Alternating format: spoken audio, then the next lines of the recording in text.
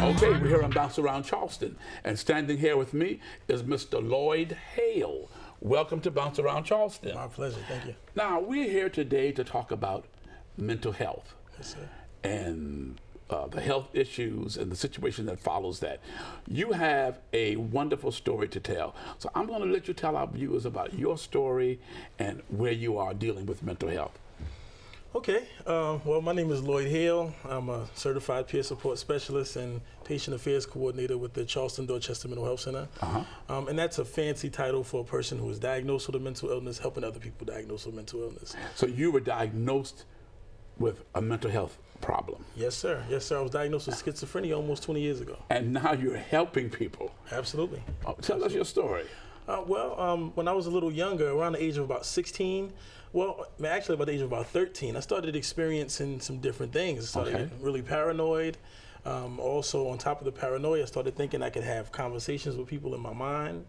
I became aggressive because of my responding to the things in my mind. And of course, at the time, I didn't know anything about mental health or anything like that. We just knew the crazy term that everyone uses. Correct. You know, he's crazy, stay away from him. That's all we knew. Anyway, I spent some time in DJJ, still not knowing what was going on with me.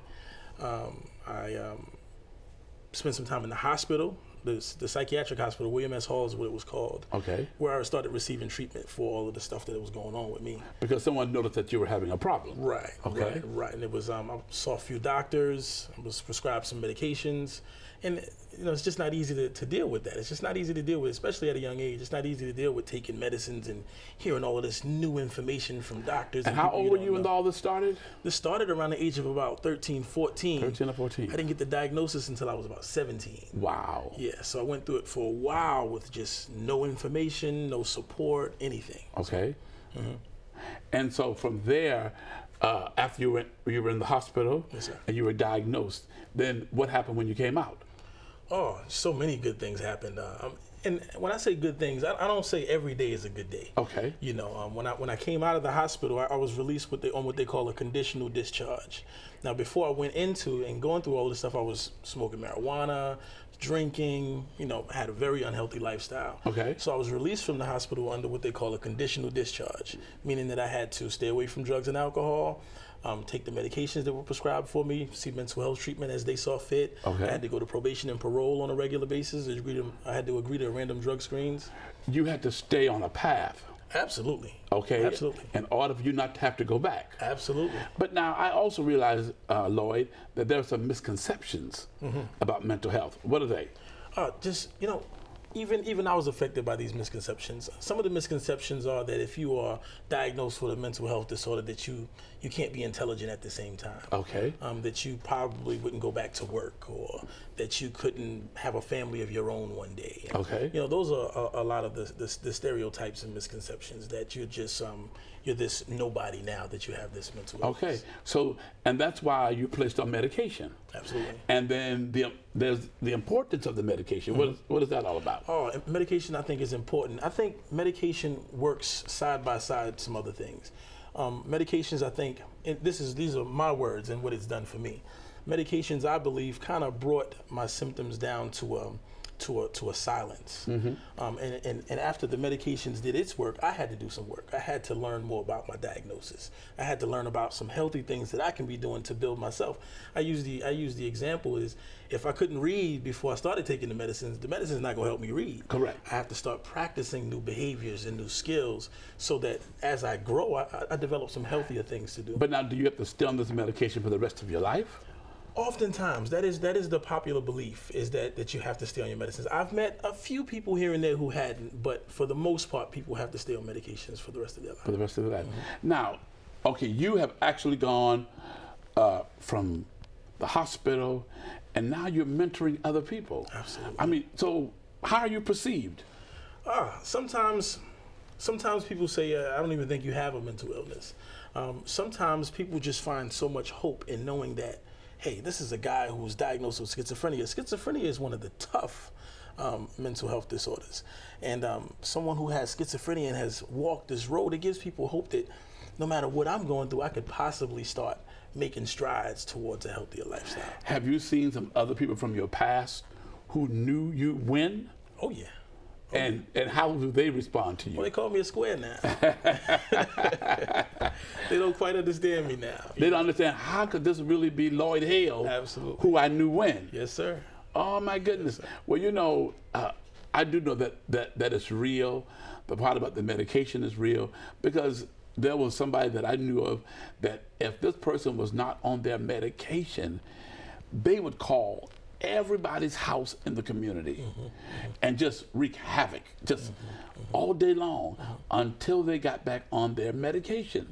Well, the medication is important. Absolutely. So, okay, so now that you're in the system working, did you have to go to school? No, there wasn't any schooling. I had to have my GED or high school diploma. And on top of that, we had to go through a certification training. And that's 40 hours of training where we learned group facilitation skills, problem solving skills. We learned different recovery tools like the Wellness Recovery Action Plan, Recovery for Life, and how to share those tools with other people. So you went through a 40-hour training session, and now you're working in the mental health field. Absolutely. Mentoring other people. Yes, sir. Wow, and I'm quite sure that's just not the only thing that you're doing in the community. What else are you doing? Lots of things. I travel and share my recovery story as often as I possibly can. One of the things I recently did just to spread awareness for people diagnosed with mental illness is I took a bicycle ride from Charleston to Spartanburg, and I just rode my bike just to say that, hey, people in recovery are still doing positive things. We can do things that impact others, and also on top of that, there's a fit component that we miss a lot. Oftentimes the medications cause us to gain a little bit of weight, or the food we eat makes us gain a little bit of weight. So being able to exercise and stay fit helps as well. So the bike ride symbolized quite a few things. Okay, we're going to take a station break, and we're going to come back and talk about how others in the community can help people that have mental health issues. We'll be right back after this break. Okay, welcome back to Bounce Around Charleston. Today we're talking about mental health issues, and standing here with me, Lloyd Hale, who had mental health issues, but now he's mentoring others who may be going through some of the same things that he went through. Now let's talk about family support. How important is that? It's crucial. Family support is very important. You know, when we have our issues, family is usually the first people that, number one, will probably pick up on the clues. Okay. And maybe even the people that we're going to lean on when times get rough. The people that we're going to depend on, you know, because these are the people that we trust. What are some of the things they may notice, or should our viewers pay attention to? They may see a disruption in sleeping patterns. They may see, you know, for me, I hid a lot of things, so I became very quiet. When I was a jokey kind of person. I laughed all the time and played, but I became very secluded and quiet. That could be a sign. Okay, so now if someone wanted to contact you to talk to you further about mental health issues, how could they reach you? Well, I work with the Charleston Dorchester Community Mental Health Center, and you can reach me at 852-4100. That's 843-852-4100. My extension is 126. And I'd be more than happy to help as much as I can. I have an email, and that's ride4spmi, and you can reach me there. Ride4spmi. That's right, ride4spmi. Yes, okay. Thank you for being here on Bounce Around Charleston. Okay. Now, coming up next, the First Flush Festival. What is that? We'll tell you more about it after this break.